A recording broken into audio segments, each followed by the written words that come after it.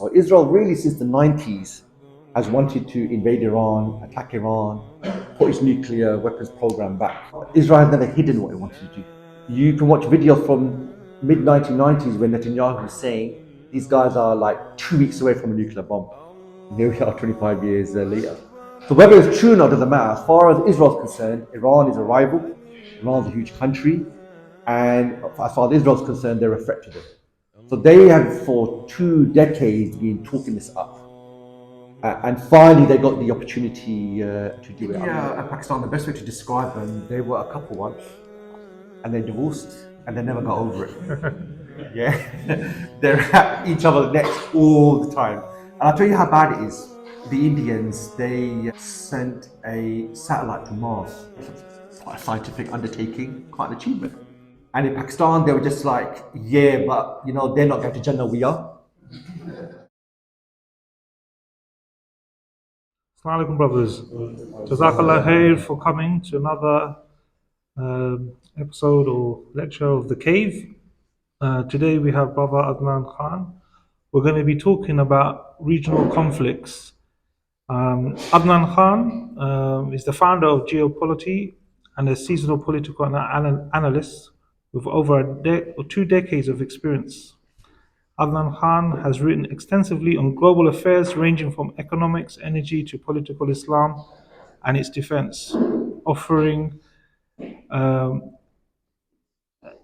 an above the surface level analysis on many of the geopolitics across the globe.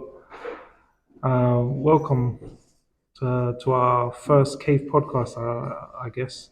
Right, it's good to be here. Sergeant Fuel.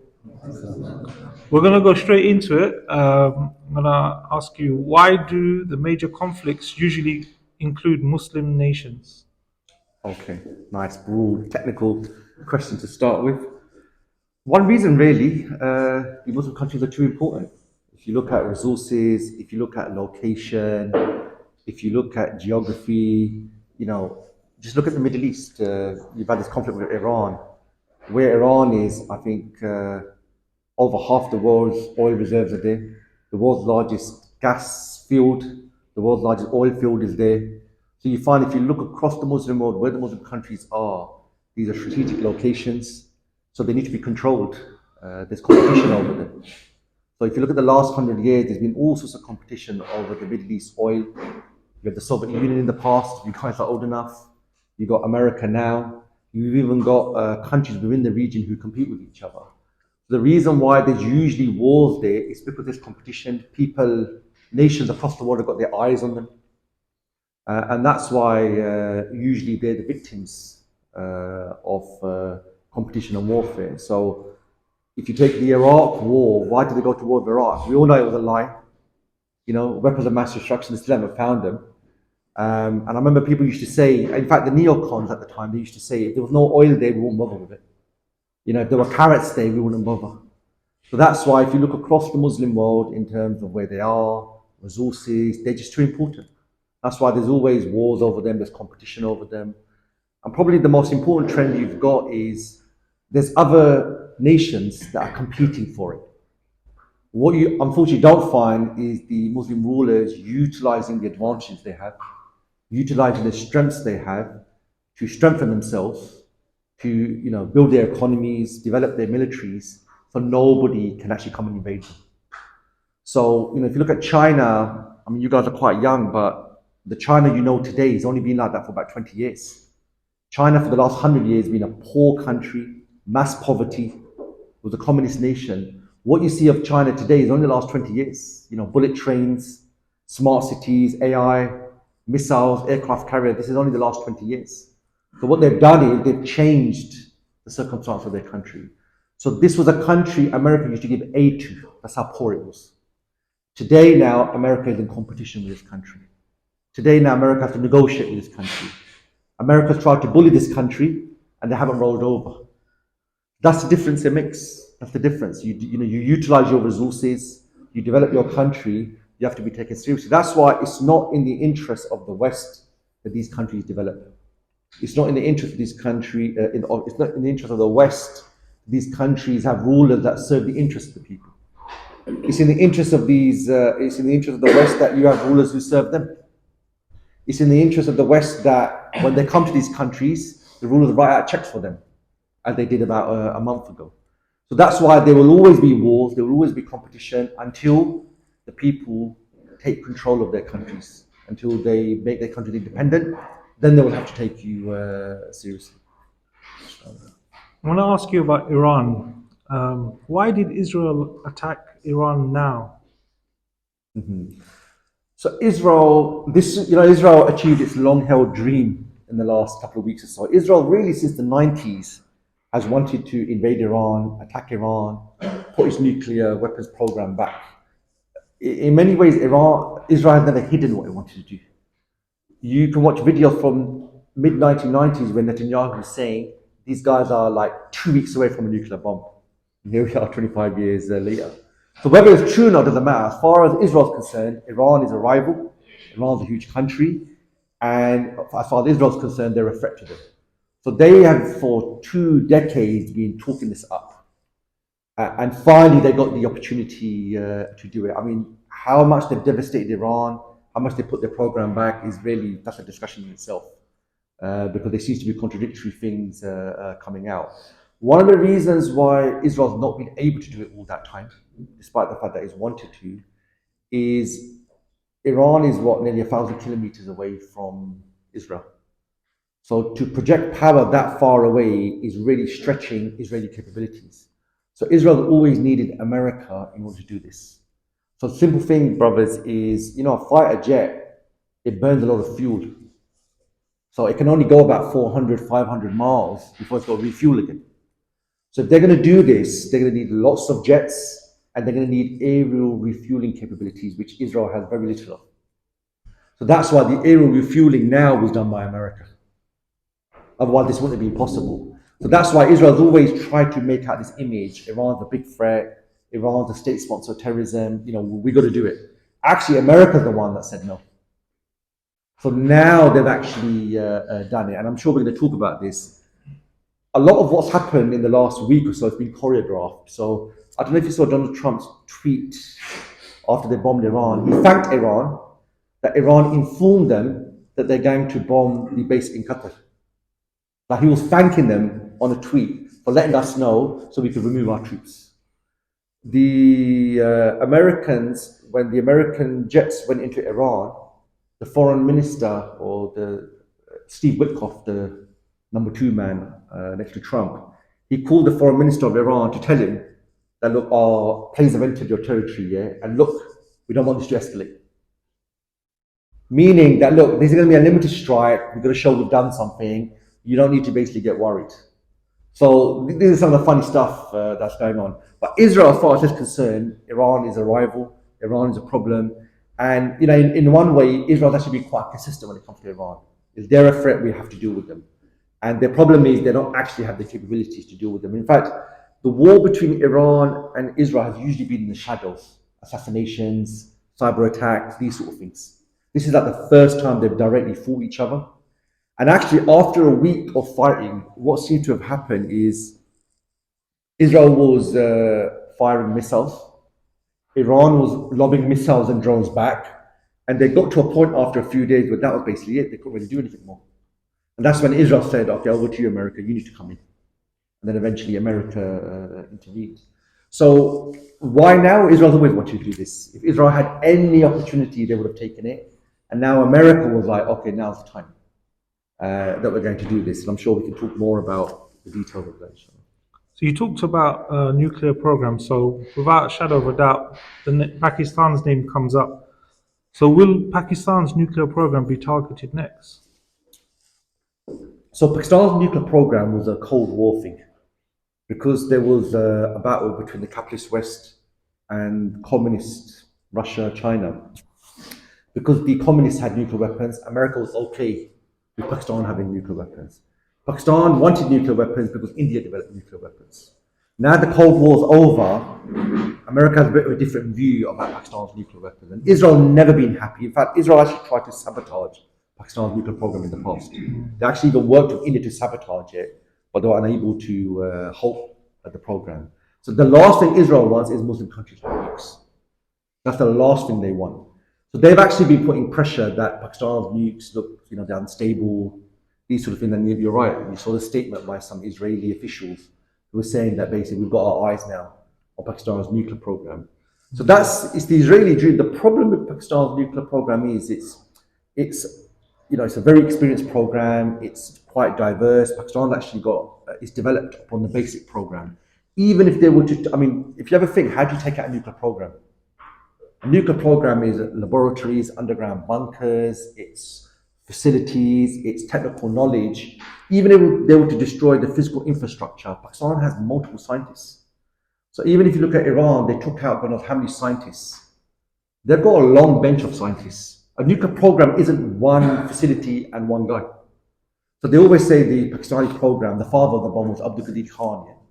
So he gets the credibility for it, yeah, which is fine, yeah. But the nuclear program in Pakistan is more than one person. Like in America, their military isn't Donald Trump, is it? It's not like a famous soldier. It's multiple people. So the problem now is it's too late. Even if they were to strike Pakistan's nuclear program, it won't be the end of the program. Pakistan has a broad program. There's a lot to it. So basically, it's too late. But it just shows you the mentality. Anything that strengthens the Muslim world is a problem for Israel. And it's a problem. The West only supported, or America only supported Pakistan's program, because at that time they were in a battle with the Soviet Union. If there was no Soviet Union, the last thing they would do is allow Pakistan to have a nuclear bomb.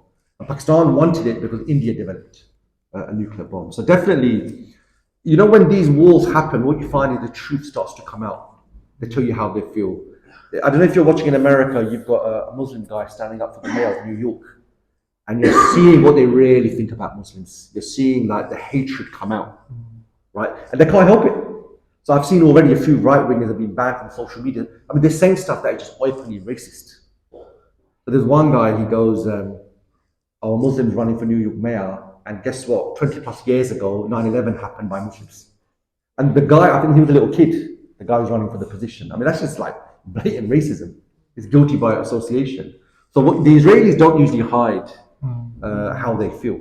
So obviously for them, Iran getting a nuclear program would be like that. Iran getting a nuclear device would be like the worst case scenario for them. Because what it does now is, and as you see, if you look at Ukraine, Libya, Iraq, they gave up their nuclear program. Look at what happened to them. So if you have a nuclear program, it changes the security balance in the region.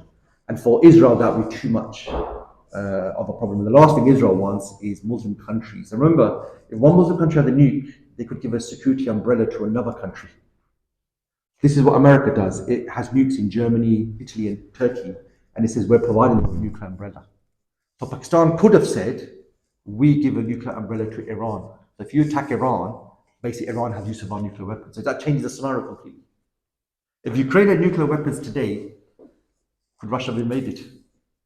Even though there's unlikely Ukraine would use them, the fact that they have them and they could, it changes the dynamics completely. And the fact that countries have been invaded who used to have nuclear weapons, gave them up, shows you what happens if you don't have them. So definitely this agenda is more long-term though. It's not something that's going to happen immediately. And to be honest with you, when the Afghan war was going on, American officials used to talk a lot about how unstable Pakistan is.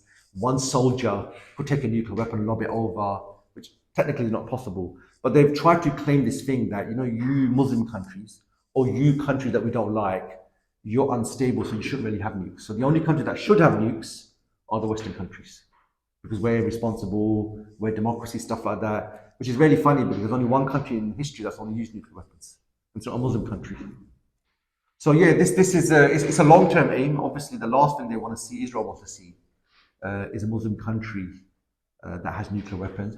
And it shows you that after 77 years, after everything Israel's done in the last 2 years, Israel's not thinking we're strong, we're stable, and our future's sorted. Israel, after everything it's done, is still worried about its future. So you've seen what they've done in Gaza, you've seen what they've done in West Bank. They're not thinking now we're sorted, now we've conquered this territory. They're still thinking our future's uncertain after all of that. So there's been a lot happening in terms of regional conflicts.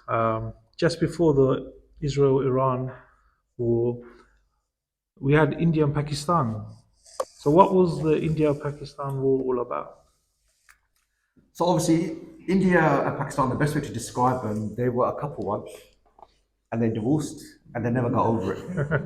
Yeah, they're at each other's necks all the time. And I'll tell you how bad it is. You know, the Indians, they sent a satellite to Mars, right? Quite a scientific undertaking, quite an achievement. And in Pakistan, they were just like, yeah, but you know, they're not going to Jannah, we are. The fact that India had a development, it's just forget it. And then when Pakistan wins a cricket match or the World Cup, the Indians absolutely hate it. That's like the level of hatred. So obviously, you know, they've got their separate ways since the divorce, they're at each other's necks, right? So what's happened, obviously, you've got a right-wing government in India. It's been there for nearly a decade now. And, you know, their whole thing is, you know, we want to really Hinduize India. They hate the fact that Pakistan and Bangladesh separated. As far as they were concerned, India should be one big nation and the Hindus basically rule over it. So the fact that Pakistan's separate has always been a massive problem for them. The main thing that really led to this war is, I mean, you had obviously the terrorist attack that happened. What was interesting with the terrorist attack was immediately, the first thing India said was that Pakistan and India share a number of rivers that come from the Himalayas. Because the partition between the both countries was done so artificially, what you have is the waterways that North India relies on and Pakistan relies on, they crisscross between both countries. So in the 1960s, they made an agreement how they're going to share it. So this right-wing party has always said, we want to finish that agreement. Because if they finish that agreement, it basically means all of Pakistan's major water networks, they come through India, or they come through Indian-occupied Kashmir. The first thing India did in the first 24 hours, they revoked that treaty. So you've just been attacked. Rather than presenting the intelligence that it was launched from Pakistan, the first thing they did was they ripped up this agreement. So for me, it looks as though this was the whole agenda of this actual war. Obviously, the war didn't turn out the way India wanted. Yeah, a lot of their jets got taken out. In fact, it was quite a humiliation, actually. India, who pours more money into its military, has better jets, if you ask me, on paper. They performed really, really poorly. And this is probably the first war where China's jets were tested. And they came out better. So politically, this was part of the long-term divorce between India and Pakistan. That's really what it was. So you've had some of these other developments, but you know, the war hasn't settled the dispute. The dispute here is India would like to see Pakistan weakened. India would like to change the strategic reality on the ground. So this is one example of what they've done with the Indus Water Treaty. That's what it's called. You know, a number of senior intelligence officials were suspended from their roles because some of these guys had admitted that they were aware and they did have intelligence that there was going to be an attack, right? This is similar to, you know, the October 7th attack. There's like 3 pieces of information, intelligence information, that this attack was going to happen, right? And then obviously it still went ahead. So, you know, there's a lot of these sort of question marks, but the underlying issue really is India utilized this opportunity to get out of this treaty. Because if India had ripped up the treaty, they would have looked bad internationally. But the treaty was actually arranged by the World Bank back in the 60s. So by this war happening, what they've said is, why are we supplying you water when you're sending terrorists over to our country? But to this day, they've not presented any evidence that these guys, these terrorists, were prepared in Pakistan, anything like that. In fact, the guys who carried out the attack, they said the reason why we did this is the India side of Kashmir, it had a special status in India. So it was like ruled as a separate territory. About 5 years ago, what India did is they joined that territory, they took away special status, it's now a normal part of India. That now means Indians from anywhere in India can move there and change the demographics. So the group that did it have said the reason why they did the attack was because of what this special status was taken away. But actually, it's got nothing to do with Pakistan, really. Really, it's a local dispute. And what India's done is it's taken the opportunity to get out of this treaty they actually had. Obviously, it didn't turn out well in the end because the wars actually made them look bad. It's actually made them look weak. And probably it's not over yet. There'll probably be other skirmishes. It won't really be much of a questioning if Donald Trump's name isn't mentioned. Trump said he would end the Ukraine war in 24 hours. What's gone wrong? Yeah, it hasn't quite worked out well for him. What's actually happened is he said that in 24 hours. He started direct talks with Russia straight away. If you remember, he started blaming Ukraine for the war. Because the reason why this war is going on with Ukraine, we're going to negotiate with Russia. And when we've got an agreement, you Ukrainians need to come to that agreement as well. What's actually happened is Russia hasn't rolled over. What Russia said is, we have no problem coming to an agreement, but here's our conditions. And their conditions are the territory we've taken from Ukraine. Ukraine accepts that this is Russian territory. And Russia's got all these other conditions that Ukraine can't join NATO, and the European forces basically have to move away. So Trump has actually agreed to that. The Ukrainians are not agreeing to it. And at the same time, the war's still going on. So I've just read when I was walking here, Ukraine signed a deal with America where they will share their resources with them, their rare earth elements and stuff like that. So one of their key deposits, Russia's just taking it over today. So the war's still going on in the background. And obviously with Donald Trump, he's the president of a global empire. So his mind's on many things around the world. His mind's on China, his mind's on the Ukraine war, his mind's on South Asia and on the Middle East. So what's happened is he's made a promise that he can't deliver on. But the main thing is Russia's not rolling over. What Russia's not doing what has happened in the Middle East with Iran and these countries, where they say, okay, let's come to an agreement. What Russia's saying is, we'll talk to you, we'll come to an agreement, here's our terms and these have to be agreed to. And obviously Ukraine's not in a position to be enforcing conditions on it. They're losing the war. They're reliant on the West to fight the war. And what Trump is saying is that, look, let's end the war, and Russia and America, let's talk about other more strategic issues around the world. But it hasn't happened. And to be honest with you, it's not the first thing Trump's failed to deliver on. Do you remember the tariffs he's put on China? Those tariffs are not working out the way he wanted.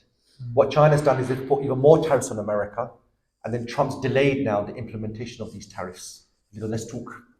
So, it's not really working out. That's why he's really keen to look. I saw it at this Middle East war. He's really keen to show that, look, I've actually achieved something. Even, the Pakistan-India war, he said he was the one that got a ceasefire. And the Indians have come out and said, no, the ceasefire had nothing to do with you. We were on the verge of defeating Pakistan, and Pakistan asked for a ceasefire. So everyone's trying to claim credit for what's happened. But the key thing is Russia's not rolling over. So you mentioned China. Yeah? How comes none of the current major wars include China? So at the moment they don't. But if you look at some of the major conflicts, if you look at Taiwan, that involves China.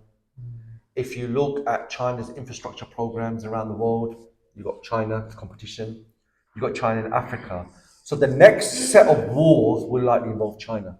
And to be honest, America's not hiding this. If you look at, Trump's made it clear our biggest threat is China. America's intelligence has made it clear our biggest threat is China. America's policymakers are like, China is the rising tiger, and we have to deal with them. What's happened is America just can't go to war with China. China isn't it's not Iraq. It's not a weak country. So they have to play the economic war. They've got to play the political war. And what they're doing is, they're constantly sending their ships to China. They're constantly sending their ships to Taiwan. They keep arming Taiwan. And brothers, remember, Taiwan is the Israel of the Far East. Remember, Israel is a forward base for the West. Taiwan is the Israel of the Far East. That's why it's important for China. They're going to have to do something about Taiwan. And the day they do something about it, it's make or break. If they get it wrong, it's the end of China's development. If they get it right, China is now a power in the world. So although there hasn't been a war with China yet, from all accounts, the next war probably will be China, or it'll be a proxy war. In theory, the India-Pakistan war that happened, that was a war between India and Pakistan with China on the Pakistan side. China was the one that supplied them. So there doesn't have to be a direct war. It could be there's a war and China supplies one side. China arms the other side. And this is exactly how the Cold War happened. The Soviet Union and America, I can't remember where they actually fought each other directly in a war. What they did was they supported proxy groups, they armed countries, and these countries fought each other. So the most famous example was the Soviet Union invaded Afghanistan. And what did America do? They armed the Mujahideen, they aimed Pakistan to actually fight them. So the likely chance is going to be a lot. And the reason why you do that is because the other country is a powerful country. You just can't fight them directly. will take up it'll absorb a lot of your resources. I remember the next time America goes to war, it needs to go to war and try and win. It's got to make sure also it doesn't lose any other countries. It's got to still maintain its empire. So if you look at it, America's in a position where you're being challenged, but you still have to maintain the empire. China doesn't have an empire. China doesn't need to worry when it goes to war. We've got to think about some far-flung colony that we've got. The problem China's got is Taiwan, which is about 100 miles away, so it's got proximity to it. That's why you find, brothers, people keep making comparisons between America and the Roman Empire. But the Roman Empire, in the end, had a big empire, had to fight everywhere. And when you fight everywhere, really your resources, your army is overstretched, which is what many people in America feel. That we fought 2 wars in Iraq and Afghanistan, it overstretched us. Forget these wars, we need to think about America. And that's why this Iran war, people were like shocked in America. In fact, all Trump's MAGA base was like, why are we going to war again? We're supposed to be having less wars. So the Roman Empire, in the end, it was wars that crippled it. The Soviet Union drained itself because it was in the arms race with America. And America wants to maintain a global empire. So all empires in the end collapse because they get involved in wars that they shouldn't. And it's interesting now, Trump's whole strategy to maintain the American empire is basically, we've got the biggest military and don't mess with us. There's no, we've got the best way of life, we've got the best economy, we make you prosperous, that's all gone. All they've got now is, we've got the biggest bombs, we've got the biggest this, that's all they've got. So, America's in a precarious position. That's why they can't just push China around. There are some who are a little bit ignorant of politics from the Muslims who started to believe that Iran are the only ones who have power, are the only ones who would be able to deal with the treacherous occupying state. What's your take on this? So look, Iran, it has some goals in the region. It wants to be the dominant power. It wants to have an empire. So obviously that's the last thing Israel wants. The last thing they want is Iran has an empire. When I mean an empire, look, Iran has influence in the north of Afghanistan, it has influence in Lebanon, has influence in Syria, has influence in Iraq. In fact, a lot of the groups Iran backed to fight America when America invaded, they're now in the government. So Iran wants an empire in the region. However, what Iran's found is that there's occasions where America has put sanctions on them. There's occasions where America has threatened them. And what the clerical regime in Iran has done, they found a way where they can cooperate with America and work together so Iran can maintain its empire. And the best example of this is the way America stopped the insurgency in Iraq, well, they turned to Iran. The way America stopped the insurgency in Afghanistan, well, they turned to Iran. So they were able to work together in these countries. In fact, American officials have said that without Iran in Afghanistan, we would never have stability in the north of Afghanistan. So the north of Afghanistan is where the Shia, all of them are integrated into Iran.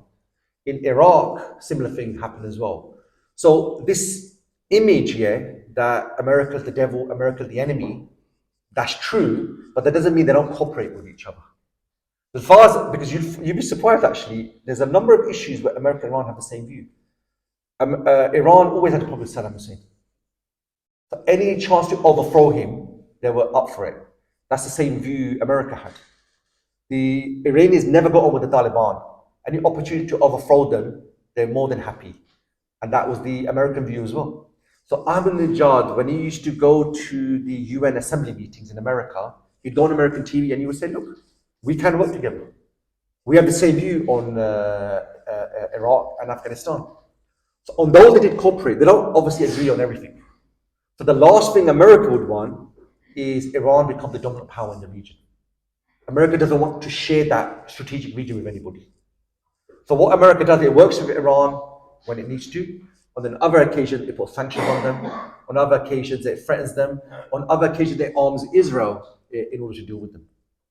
So when America needs Iran, it removes the sanctions, it works with them, but it doesn't want to share the region with them. And I think this is important, brothers, because you know what's happening in Gaza? There's been a number of Muslim rulers who built their career on we support Palestine. So Erdogan of Turkey has built a whole career that I support Palestine. The Iranians have built their whole career that we support Palestine. Where have they been for the last 2 years? Where's Erdogan? Where are you when they need you? The Palestinian people don't need your rhetoric, they don't need your statements, they needed your physical support. So what that shows you is these rulers, to gain the Ummah's support, they said we support Palestine. When it's come to the time of need, they're nowhere to be seen. So even Iran, you know when October 7th happened, I think Khalid Mashal, the leader of Hamas, he went to Tehran, and Ayatollah Khamenei said to him, because you didn't inform us of October 7th, don't expect any help from us. You're on your own. That's what they actually said to him. Their point, because they wouldn't have allowed them to do that if they had known. As far as Iran's concerned, we arm you, you have skirmishes, these sort of October 7th programs, that's not what we're supporting you for. So what it shows you, Iran has its interests, they're nationalistic, they're to keep the regime in power. Even the Shia agenda is only in name. In reality, it doesn't exist. And the Shia agenda, it causes sectarianism. In fact, if you look, when Iran was attacked now, there was no one standing with Iran. There were no Muslim rulers, there were no Muslim countries. Why? What's Iran done for the last 20, 40 years? He said that we have the Shia agenda. If Iran didn't have a Shia agenda, had an Islamic agenda, the Muslim rulers potentially, or the Muslim country would have stood with them. And that would have changed the dynamics completely. So, Iran, again, like you've seen with Turkey, what they say, what they do is very, very different. And it's important we don't just measure our rulers on what they say, we measure them on what they do as well. So, how do we break that then? How do we break this hope the Muslims have for these rulers? This continuous betrayal of the Ummah. How do we get the Ummah to move away from this? I think this what's happening in Gaza has really woken a lot of people up. There's a lot of people who give the benefit of the doubt to different rulers that, look, they support Palestine, they come to our need when we need them. Now it's clear they haven't, right? Also, what's become clear is there were missiles raining down on Israel for about a week or so. This is unprecedented in Israeli history. And they actually intercepted a lot of the missiles Iran sent over. But remember, if a few missiles get through, what does that tell Israeli people? So Israel had a scenario, they closed the airports down because too many people were leaving the country. That was the situation they were in. So this is it's not a full-blown war, it's a limited war. That was what was achieved. So what it shows you is we don't lack the capability. What we have is we have rulers who want to gain the credibility in front of the Ummah by saying they support Palestine, but they don't plan to do anything. What they want to do is just keep their thrones and just live on that. But remember, if you go to war with Israel, America is guaranteed Israel's security. This is not what the rulers want to do. What the rulers want to do is, yeah, we hate Israel, we will deal with them one day, but they don't plan to ever deliver on that, because what they want is their throne. So if they don't support Palestine, the Ummah's against them. If they go all the way, then they're going to have a problem with America. So what they're doing is getting both worlds. They're sitting in the middle. And when your rulers don't represent you, what do? You remove them. What's European history? They had kings and queens who didn't represent them. They oppressed them. What did they do in the end? They overthrew them. They had revolutions. So the thing here is, we don't lack resources. We don't lack capabilities, right? Even, the Israeli attack on Iran, they had to refuel over Iraq and Syrian airspace. How is that possible? So in Syria, obviously, they don't really have a proper military, but even over Iraq. So this attack wouldn't have been possible if the rule of these countries were with the Ummah and they didn't give them airspace. So really, we need to build this in the Ummah. We need to show the Ummah actually we do have the capabilities, and actually we can do this. And look, after a year and a half, nearly 2 years, add to that 77 years of Israel's existence, they've still not been able to commit a full genocide and get rid of the people of Palestine. Despite all the cover they've got, despite all the armed equipment they've been given, they've still not been able to defeat the Palestinian people who are not armed. So that's without arms. What would happen with arms? I mean, one thing Turkey and Iran could have done is, because of the genocide going on, we're going to arm the people of Palestine to defend themselves. Even when they go and get food, they get attacked. And actually, you'd be surprised, internationally, a lot of people will actually support that. Because there's a genocide going on. So it's not like they say Israel has the right to defend itself, or the Palestinian people have the right to defend themselves as well. So we're really going to show the Ummah that, this can change. And remember, we lost Palestine for 88 years in history once, back in the 12th, 13th century. 88 years, right? And Salahuddin Ayyubi, he had to deal with the petty Muslim rulers who were collaborating with the Crusader state more than Jerusalem itself. So he removed them all, he dealt with them all, had to kill most of them actually, because they were collaborating with the non-Muslims. Once he got rid of them all, then he launched an attack on Palestine itself. And there's nothing the Christians could do. Because it was a support they were getting from the Muslim rulers around it, which is very similar to today.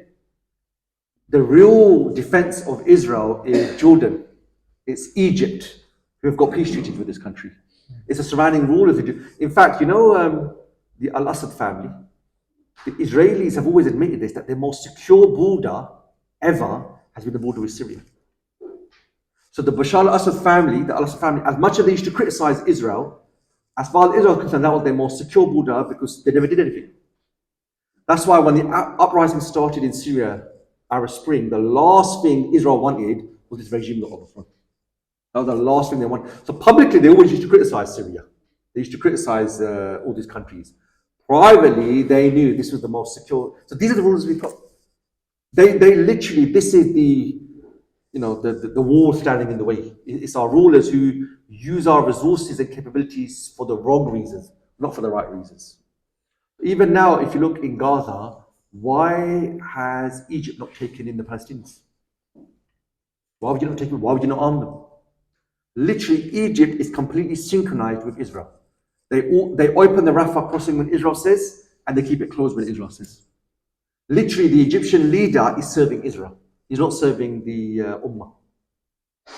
So we're going to show the Ummah that this is what's actually going on. And it's shocking. You've even got non-Muslims who are being arrested, who are being accused of terrorism for standing up for what they're seeing. Even non-Muslims can see what Israel's actually up to. So the thing with the Ummah is we need to see what's going on. We need to realize that, look, this small nation the size of Wales, that has very little oil and gas, that even relies on water from the surrounding countries, it's only possible to exist because the surrounding countries support it. And you saw it with the strike they launched on Iran. Without America, it would have been physically impossible. So I know the Israelis are arrogant, They try to make it out as though we're such a powerful country. But the reality, their supply lines go all the way to the Muslim rulers, the capitals of the Muslim countries, and to the West. Without that, there's actually little they can do. Jazakallah khair, to Baba Adnan Khan. As you know, the hadith of the Prophet ﷺ, if a part of the ummah hurts, the other part restless. So we've covered quite a few different regional conflicts. This is your opportunity to now ask some question to equip yourself to help the ummah, inshallah.